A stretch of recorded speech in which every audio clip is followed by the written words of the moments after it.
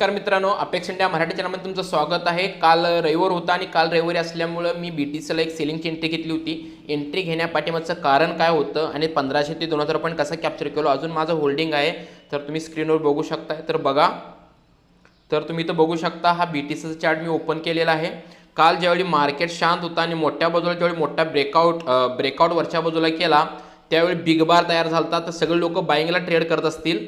पण काय प्रॉब्लेम आहे माहिती आहे का मित्रांनो, की मार्केट हा सेलिंगला जायचं असेल तर पहिला बाईंग ऑपॉर्च्युनिटी देतोय आणि बाईंगला जायचं असेल तर तो पहिला सेलिंग ऑपॉर्च्युनिटी देतोय। मग पहिला बिग बार कॅन्डल मोठा मारला होता तर सगळे लोकांनी बाईंगसाठी ट्रेड केले असतील, तर त्याला ट्रॅप करायचं असेल तर त्याला इथून शार्पली खाली यायलाच पाहिजे।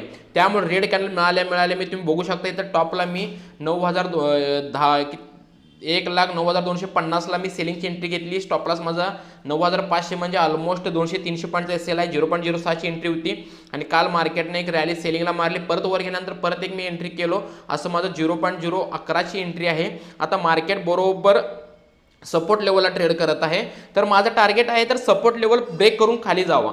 सपोर्ट लेवल ब्रेक करून जर खाली गेला तर लिक्विडेशन स्वीप होऊ शकतो, तिथं मार्केट अपसाइड फिरू शकतो, चान्सेस आहेत।